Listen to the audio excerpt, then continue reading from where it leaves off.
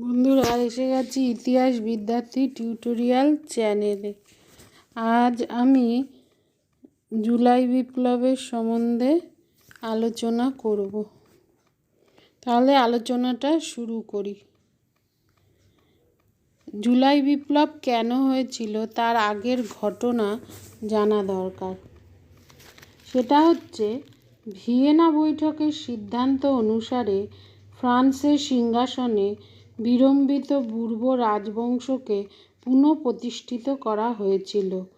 ষোড়শ Luis guillotine যন্ত্রে যার শিরচ্ছেদ করা হয়েছিল, তারই ভ্রাতা অষ্টাদশ লুই 1814-তে পুনরায় ফ্রান্সের সিংহাসনে আসীন হয়েছিলেন।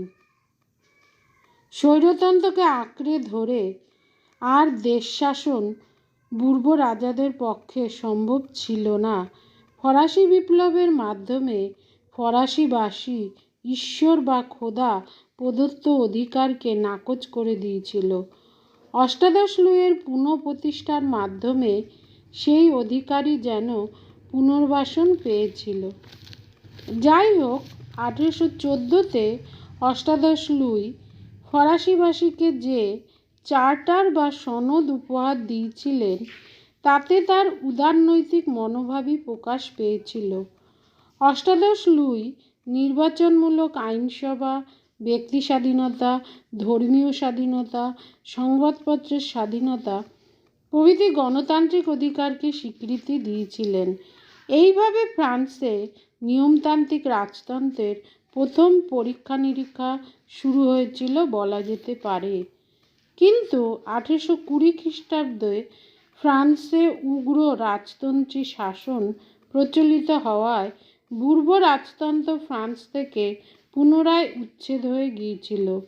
ওই বছর উদারপন্থীদের আক্রমণে রাজা অষ্টাদশ লুইয়ের ভ্রাতুষ্পুত্র ডাক দি বেরি নিহত হলে তিনি উদারপন্থাকে নাকচ করে দিয়ে পুনরায় স্বৈরাচারী হয়ে উঠেছিলেন। 1823 খ্রিস্টাব্দে অষ্টাদশ লুইয়ের মৃত্যুর পর তার কনিষ্ঠ ভ্রাতা দশম চার্লস ফ্রান্সের সিংহাসনে আসীন হন। তিনি ছিলেন একজন স্বৈরাচারী উগ্র রাজতন্ত্রের সমর্থক। ফ্রান্সে পূর্বতন শাসন আমল ফিরিয়ে আনার উদ্দেশ্যে প্রথম থেকেই তিনি এমন সব ব্যবস্থা নিতে শুরু করেছিলেন যার ফলে জনমত সোচ্চার হয়ে উঠেছিল। এতদিন পুরনো যাজক বা অভিজাত যারা প্রাধান্য হারিয়ে বসেছিলেন, দশম চার্লস পুনরায় তাদের নির্বাচিত করেছিলেন। কেবল তাই নয়, তিনি উদারপন্থী মার্তিনাককে পদচ্যুত করে তার বদলে পলিনাক নামে জনৈক উগ্র রাজতন্ত্রীকে প্রধানমন্ত্রী নিয়োগ করে স্বৈরাচারী শাসনের অত্যাচারকে আরও বৃদ্ধি করেছিলেন। দশম চার্লস 1830-এ এক অর্ডিন্যান্স বা জরুরি আইন জারি করে জনসাধারণের অর্জিত অধিকারকে সংকুচিত করতে চাইলে ফ্রান্সের সর্বত্র বিদ্রোহের আগুন জ্বলে উঠেছিল। 1830-এর 26 বা 27 জুলাই সেই বিদ্রোহ অনুষ্ঠিত হয়েছিল বলে তা জুলাই বিপ্লব নামে অভিহিত। এবার বলা যাক জুলাই বিপ্লবের কারণ, অর্থাৎ 1830-এ ফ্রান্সে কেন জুলাই বিপ্লব হয়েছিল। ফরাসি জনগণের গণতান্ত্রিক ও জাতীয়তাবাদী আশা আকাঙ্ক্ষাকে ধূলিসাৎ করে বুর্ব রাজতন্ত্রকে পুনঃপ্রতিষ্ঠিত করা হয়েছিল। তাতে তার ধ্বংস অনিবার্য ছিল। নিয়মতান্ত্রিক রাজতন্ত্র প্রতিষ্ঠা করে রাজতন্ত্রকে টিকিয়ে রাখবার প্রয়াস কিছুদিনের জন্য সফল হলেও শেষ পর্যন্ত তা আর সম্ভব হয়নি। অবশ্য রাজতন্ত্রের বিদায় নিতে আরও বেশ কিছু সময় লেগেছিল। প্রসঙ্গত উল্লেখ করা যেতে পারে যে 1815 খ্রিস্টাব্দতে তারপরে 3-4 দশক ধরে ইউরোপের বিভিন্ন দেশে ভিয়েনা বৈঠককে নাকচ করবার মেটার্নিক পদ্ধতি পদ্ধতিকে বানচাল করে দিয়ে গণতন্ত্র ও জাতীয়তাবাদকে সুপ্রতিষ্ঠিত করবার সংগ্রাম শুরু হয়েছিল। এই কথাই অনুরণিত হয়েছে ঐতিহাসিক কেটেলবির বক্তব্যে। তিনি 1815 ও 1850-এর অন্তর্বর্তী সময়কে পরস্পর বিরোধী আদর্শের সংঘাত বলে অভিহিত করেছেন। অর্থাৎ রক্ষণশীলতা ও স্থিতাবস্থা এবং উদারপন্থা ও প্রগতির মধ্যে টানাপোড়েন, এই দুইয়ের সংঘাতে শেষ পর্যন্ত অবশ্য জয় হয়েছিল উদারপন্থা ও প্রগতিরই। 1830-এ তার মহড়ার পর 1848 সালে ইউরোপে উদারপন্থার জয় ঘোষিত হয়েছিল। তাহলে এটা ছিল পরস্পর বিরোধী আদর্শের সংঘাত। পরের কারণ হচ্ছে ঈশ্বর প্রদত্ত অধিকার। 1830-এর ফরাসি বিপ্লবের কারণগুলোকে কয়েকটি ভাগে আলোচনা করা যেতে পারে। প্রথমত, অষ্টাদশ লুই ফরাসিবাসীকে 1815-তে যে নতুন সনদ বা চার্টার উপহার দিয়েছিলেন, তাতে ফ্রান্সের রাজার স্বৈরাচারী ক্ষমতার অবসান ঘটেছিল ঠিকই। সনদে অষ্টাদশ লুই ভোটাধিকার, আইনের চোখে সকলের সমান অধিকার প্রভৃতি যেসব সুযোগ সুবিধা জনগণকে দেবার অঙ্গীকার করেছিলেন, তাতে জনসাধারণের আশা ভরসা জেগেছিল ঠিকই। কিন্তু রুশোর আদর্শে লালিত পালিত ফরাসিবাসীরা ঈশ্বরের প্রতিনিধি হিসাবে রাজাকে আর মন থেকে মেনে নিতে পারছিল না, যে কারণে উদারপন্থা সত্ত্বেও অষ্টাদশ লুই জনগণের শ্রদ্ধাভাজন হতে পারেননি। দ্বিতীয় যে কারণে পুনঃপ্রতিষ্ঠিত পূর্ব রাজতন্ত্রের আসন প্রথম থেকেই টলমল করছিল, তা হলো 1820-র পর থেকে ফ্রান্সে উগ্র রাজতন্ত্রীদের ক্ষমতার বিস্তার। 1816-তে নির্বাচনের পর থেকেই ফ্রান্সে উগ্র রাজতন্ত্রী দল যথেষ্ট প্রভাবশালী হয়ে উঠেছিল। আসলে এরা ছিল রাজতন্ত্রেরই সমর্থক, তবে রাজার অপ্রতিহত ক্ষমতার উপরই তাদের আস্থা ছিল বেশি। সমসাময়িক অন্যান্য দলের চোখে তাই তারা ছিল উগ্র রাজতন্ত্রী। অষ্টাদশ লুই এদের দ্বারা যে নিদারুণভাবে প্রভাবিত হয়েছিলেন এমন কথা বলা যায় না। তবে এই জুলাই বিপ্লবের পেছনে উগ্র রাজতন্ত্রী দলের প্রভাব ছিল, তা একটা কারণ। তবে 1882-তে একটি ঘটনার পরিপ্রেক্ষিতে রাজা পুরোপুরি উগ্র রাজতন্ত্রীদের খপ্পরে গিয়ে পড়েছিলেন। ওই বছর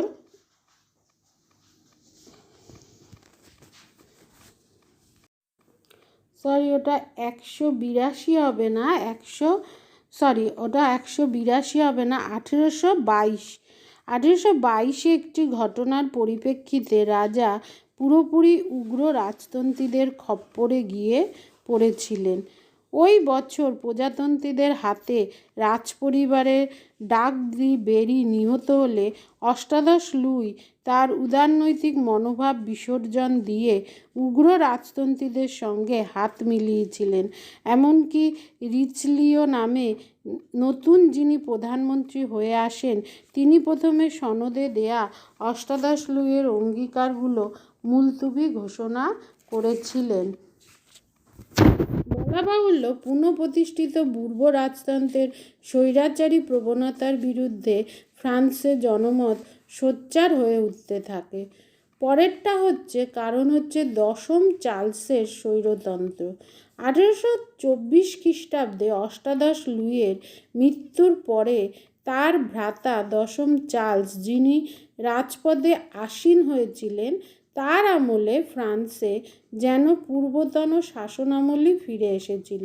দশম চার্লসের মন্ত্রিসভা এমন 4টি গুরুত্বপূর্ণ সিদ্ধান্ত গ্রহণ করেছিল, যার মাধ্যমে ফরাসি বিপ্লবের শত্রু বলে চিহ্নিত দেশত্যাগী ফরাসিবাসীদের, যাদের ইমিগ্রি বলা হতো, ক্ষতিপূরণ দেবার ব্যবস্থা করা হয়েছিল তাদের।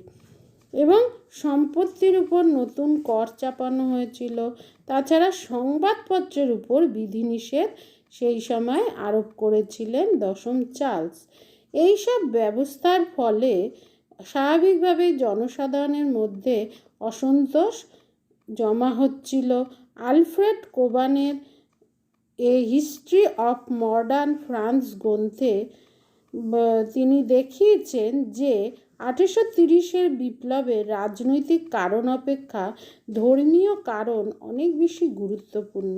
সমসাময়িক ইউরোপে যে ধর্মীয় পুনরুজ্জীবন দেখা দিয়েছিল তা থেকে ফ্রান্স মুক্ত ছিল না, বরঞ্চ দশম চার্লস তার দ্বারা প্রভাবিত হয়ে যাজকদের নতুন করে সুযোগ সুবিধা দিতে শুরু করেছিলেন। দশম চার্লসের পুরোহিত বা যাজক ঘেঁষা নীতি কোনো রাজনৈতিক দলই সমর্থন করেননি। এইগুলো ছিল পরোক্ষ কারণ। এবার প্রত্যক্ষ কারণ কি? 1830-এ ফরাসি বিপ্লবের প্রত্যক্ষ কারণ হলো ফরাসি প্রতিনিধি সভা চেম্বারের সদস্যদের সঙ্গে রাজা দশম চার্লস এবং তার মন্ত্রীদের মধ্যে বোঝাপড়ার অভাব। উদারপন্থী প্রধানমন্ত্রী মার্টিনাক সংসদ সদস্যদের বিরোধিতার সম্মুখীন হয়েছিলেন। পরবর্তী প্রধানমন্ত্রী পলিনাক উদারপন্থী না হলেও ফ্রান্সে ইংল্যান্ডের অনুকরণে শাসনতন্ত্র এবং অভিজাততন্ত্র গড়ে তুলতে চেয়েছিলেন। কিন্তু পলিনাক তার মন্ত্রিসভায় এমন দুজনকে ডেকে এনেছিলেন যাদের মধ্যে কি ছিল না, যাদের কোনো সুনামই ছিল না। এর ফলে প্রথম থেকেই পলিনাকের বিরুদ্ধে জনমত বিরুদ্ধাচরণ করেছিল। সংসদ বা চেম্বারের ভিতরে এবং বাইরে বিরোধিতা তীব্র হয়ে উঠলে ফ্রান্সে তখন এক রাজনৈতিক সংকট উপস্থিত হয়েছিল। তার উপর আবার অর্থনৈতিক পরিস্থিতি শোচনীয় হয়ে উঠলে দশম চার্লসের রাজত্ব বিপন্ন হয়ে পড়েছিল। এই অবস্থার মোকাবিলা করতে গিয়ে দশম চার্লস প্রথমে সংসদ মুলতবি করেছিলেন। পরে 24শে জুলাই 1830 খ্রিস্টাব্দে চারটি অর্ডিন্যান্স বা জরুরি ঘোষণা জারি করেছিলেন। এই চারটি ঘোষণা কী ছিল? 1. সংবাদপত্রের স্বাধীনতা হরণ করা হয়। 2. সংসদ বাতিল করা হয়। 3. নতুন নির্বাচন ঘোষিত হয়। 4. ভোটাধিকার সংকুচিত করা হয়। ঘোষণা জারি করার সঙ্গে সঙ্গে দেশ জুড়ে যে প্রতিবাদ ও বিক্ষোভ দেখা দিয়েছিল তার সূচনা করেছিলেন উদারপন্থী এডলফ থিয়ার্স। সাধারণ মানুষ ব্যতীত ছাত্র ও শিল্প শ্রমিকরা এই বিদ্রোহে অংশগ্রহণ করেছিল। কিংকর্তব্য বিমূঢ় রাজকীয় বাহিনী বিদ্রোহ দমনে ব্যর্থ হয়েছিল। এই পর্যায়ে দশম চার্লস বিপ্লবী নেতাদের সঙ্গে আপোষ আলোচনায় রাজি হলেও তারা এতে রাজি হননি। এমত অবস্থায় দশম চার্লস তার পুত্র ডিউক অফ বর্দোকে সিংহাসন সঁপে দিয়ে নিজে ইংল্যান্ডে পালিয়ে গিয়ে প্রাণে বেঁচেছিলেন।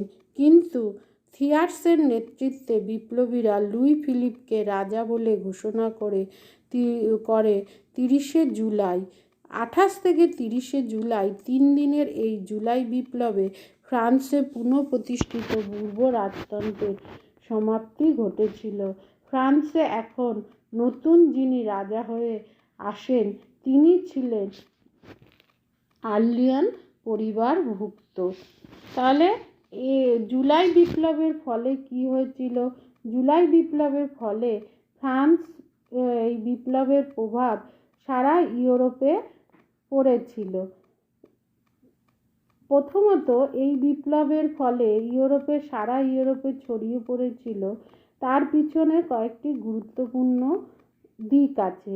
প্রথমত এর মাধ্যমে ফরাসি জনসাধারণ সিংহাসনে নতুন রাজাকে স্থাপন করে প্রমাণ করেছিল যে তিনি অর্থাৎ রাজা ঈশ্বর বা খোদা কর্তৃক নিযুক্ত কোনো মানুষ নন, তিনি জনসাধারণের দ্বারা নির্বাচিত প্রতিনিধি মাত্র।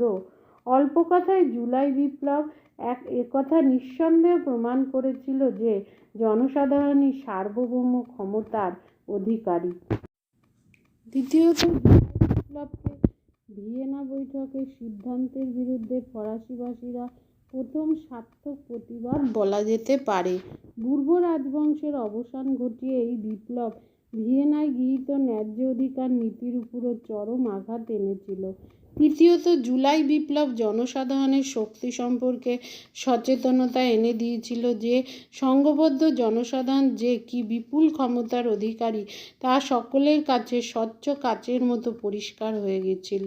চতুর্থত, 1830-এর ফরাসি বিপ্লবকে ইতিপূর্বের 1789-এর বিপ্লবের পরিপূরক বলা যেতে পারে, কারণ 1830-এর জুলাই বিপ্লবকে ইতিপূর্বেকার 1789-এর বিপ্লবের পরিপূরক বলা যেতে পারে, কারণ এই সময় থেকে ধর্মনিরপেক্ষ, ব্যক্তি স্বাধীনতা প্রভৃতি গণতান্ত্রিক অধিকার স্থায়ী ভিত্তিতে প্রতিষ্ঠিত হতে শুরু করেছিল। পঞ্চমত, জুলাই বিপ্লবের ফলে রাজনীতিতে যাজক সম্প্রদায় এবং অভিজাতদের পরিবর্তে মধ্যবিত্তরাই প্রাধান্য পেয়েছিল।